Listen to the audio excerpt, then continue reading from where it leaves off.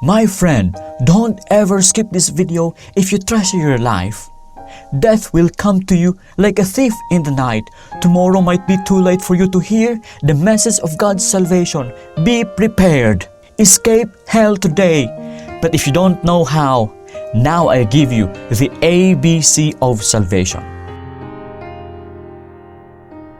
The ABC of salvation. A. Admit. Admit that you are a sinner. Listen to the tax collector. He said, God, be merciful to me, a sinner. After doing it, God declared him righteous. So humble yourself before the Lord, and He will exalt you. Don't brag your goodness before Him, but admit your mistakes. For God opposes the proud, but gives grace to the humble. Remember, there is none righteous, no, not one. So repent and turn from your wicked ways, and God will hear from heaven and forgive your sins. No matter how evil you are, He can forgive you. For the Lord is compassionate and gracious, slow to anger and abounding in mercy. B. Believe on Jesus. Believe on the Lord Jesus Christ, and thou shalt be saved and thy house. Believe that He is your Master now, He is your Lord now, not Satan, not even yourself, but Jesus. Believe that He is not just a good man, but your God also.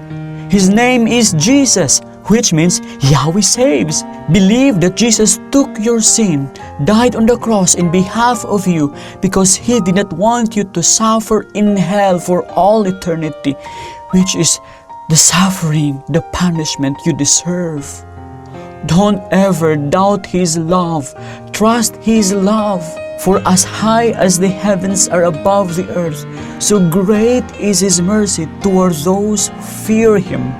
See, call on the name of the Lord. For whosoever shall call upon the name of the Lord shall be saved. So call on His name now. Jesus, help me. Jesus, save me from hell.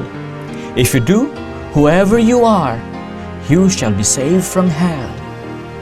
And He will never cast you out, for He said, I have loved thee with an everlasting love. So, this is the ABC of salvation from hell. A. Admit that you are a sinner. B. Believe on the Lord Jesus Christ. C. Call upon the name of the Lord, and you shall be saved. Thank you very much for watching. I hope that you will share this video to your friends, to your loved ones, to your mama and papa, that they may escape hell. See you in heaven. This is the Truth Bible Program.